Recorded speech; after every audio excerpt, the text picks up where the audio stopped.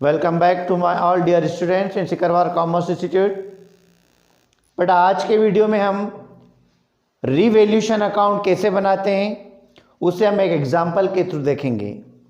Last video में हमने revaluation की जर्नल एंट्रीज देखी थी, जिसमें यह देखा था कि असेट्स और लायबिलिटीज़ की वैल्यूज़ में जो कमी या वृद्धि होती है, जो इंक्रीज या डिक्रीज होता है, उसको हम रिवैल्यूएशन अकाउंट में ट्रांसफ़र करते हैं, उसकी क्या जर्नल एंट्रीज करते हैं। आज हम उस जर्नल एंट्रीज के बेस पर रिवैल्यूएशन अकाउंट बनाने जा रहे हैं, जिसका दूसरा नाम profit and loss adjustment account है। एक एग्जाम्पल के थ्रू हम इसे देखते हैं। For example, A, B and C are partners in a firm in the ratio 3:2:1। ABC एक फर्म में पार्टनर है, उनका रेशियो 3:2:1 है और उस डेट को फर्म की बैलेंस शीट इस प्रकार है। असेट साइड में आपको दिया गया है कैश इन हैंड, डेटर्स उस पर प्रोविजन से 1000, stock, investment, patent. Liability side में एम्प्लॉयज प्रोविडेंट फंड दिया है, क्रेडिटर्स हैं, workman compensation reserve and capital. ये तो फर्म की पुरानी बैलेंस शीट दे रखी है। नीचे एडजस्टमेंट में लिखा है C retires from the firm. C firm से रिटायरमेंट ले रहा है और उस कंडीशन में हमें निम्न एडजस्टमेंट करने हैं। First adjustment, value of patent reduced by 10%। Value of patent, value of patent, patent आपकी असेट्स हैं और असेट्स की वैल्यू को कम करना है। असेट्स की वैल्यू कम होगी तो आपका लॉस है और उसकी जर्नल एंट्री होती है revaluation account debit to patent. तो रीवैल्यूएशन अकाउंट में हम डेबिट साइड में लिखेंगे टू पेटेंट और रिवैल्यूएशन है 16,000 का, इसका 10% आप निकालेंगे, 1600 रुपीज अमाउंट हमें डेबिट में लिखना है। Then next adjustment, investment taken by C at valued 9,800। Investment को सी के द्वारा लिया गया है। सी रिटायरिंग पार्टनर है या कोई भी पार्टनर अगर किसी असेट्स को लेता है तो कैपिटल अकाउंट जब हम बनाएंगे उसके डेबिट में तो हमें लिखना ही है, बट ये ध्यान रखना है कि वो उस असेट्स को कितने में ले रहा है। असेट्स को ले रहा है 9,800 में, जबकि आपका इन्वेस्टमेंट 8,000 का है और सी के द्वारा इसे 9,800 में लिया जा रहा है। मींस 1,800 रुपीज का प्रॉफिट है हमें। अगर हम इसका रिवैल्यूएशन देखें तो 1,800 रुपीज ज्यादा में वो हमारी असेट्स को ले रहा है, तो 1,800 से फर्म का प्रॉफिट है। तो यहां पर आपकी एंट्री होगी investment account debit to revaluation, क्योंकि वैल्यू बढ़ रही है। 1,800 से आपका प्रॉफिट है, ये क्रेडिट में आप लिखेंगे बाय इन्वेस्टमेंट 1,800 रुपीज, ये आपका प्रॉफिट है। किसी भी प्रकार से अगर लॉस होता है तो रिवैल्यूएशन के डेबिट में, किसी भी प्रकार से आपको प्रॉफिट होता है रिवैल्यूएशन के क्रेडिट में लिखेंगे। Third adjustment, EPF liability was only 17,600। EPF मतलब एम्प्लॉयज प्रोविडेंट फंड, जो कि आपकी लायबिलिटी है, ये लायबिलिटी थी 18,000 की।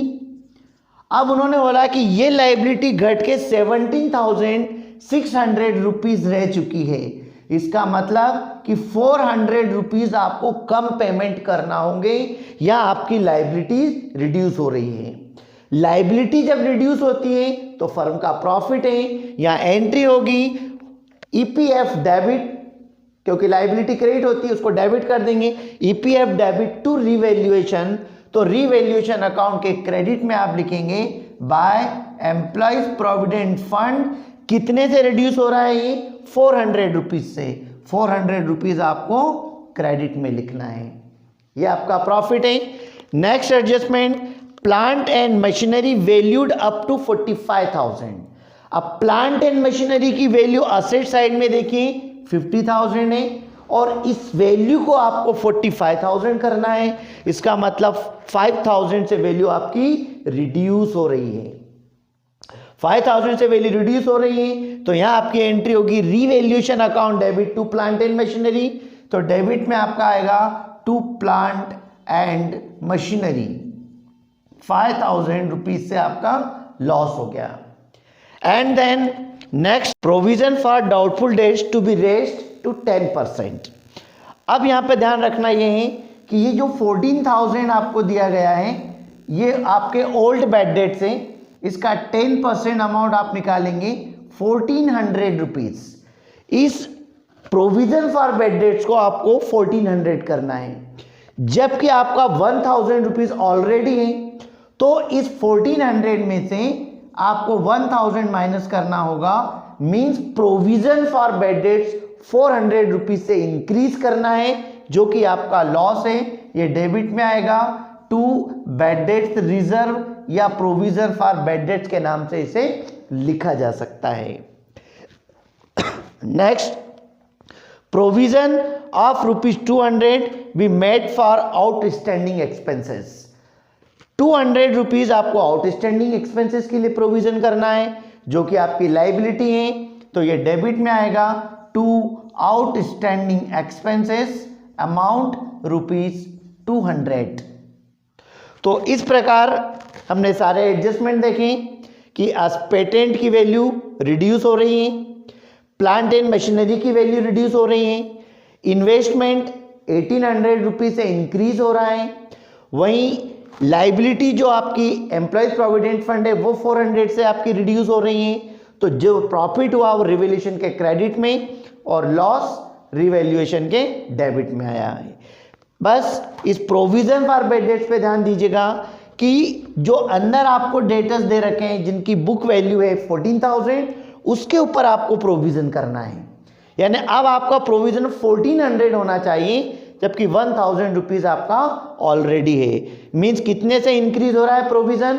400 से, जो कि आपके डेटर्स 400 रुपीज से रिड्यूस होंगे, जो कि आपका लॉस है, से डेबिट में लिखना है। फाइनली हमें इसका डिफरेंस निकालना है और जो भी प्रॉफिट लॉस आएगा उसे कैपिटल अकाउंट में ट्रांसफर करना है। इसके डेबिट साइड के हम टोटल देखें तो ये आपका आएगा 6,600, यानी 7,200 डेबिट साइड की टोटल है, एंड बाय क्रेडिट साइड में डिफरेंस आ रहा है, इसको बोलेंगे लॉस ऑन रिवैल्यूएशन, और जिसे कहां ट्रांसफर करेंगे हम? कैपिटल अकाउंट में। ठीक है, तो डेबिट साइड में जो टोटल आ रही है आपकी 6,000, 7,200, उसमें से आपको माइनस करना है 2,200। इसे हम जब माइनस करेंगे तो कुल मिलाकर आपका 5,000 रुपीज का लॉस आएगा। इस लॉस को ए, बी, सी तीनों में बांटा जाएगा, क्योंकि ये रिटायरिंग वाला क्वेश्चन है। अगर एडमिशन वाला पॉइंट होता तो ओल्ड पार्टनर के ओल्ड रेशो में बढ़ता। 7,200 टोटल, और इसमें से हमने डिफरेंस निकाला तो ओवरऑल 5,000 रुपीज का लॉस है। इस 5,000 रुपीज को हम इस 3:1 के रेशो में डिवाइड करेंगे। ए 3:1, तो ए का रेशो आ जाएगा 5,000 इंटू 3/6, बी का रेशो आ जाएगा 5,000 इंटू 2/6, एंड सी का रेशो आ जाएगा 5,000 इंटू 1/6। तो इस प्रकार से तीनों में जो अमाउंट आएगी वो तीनों में डिस्ट्रीब्यूट कर दिया जाएगा, और ये जो अमाउंट आपकी आएगी ये कैपिटल अकाउंट में ट्रांसफर हो जाएगी। Thank you.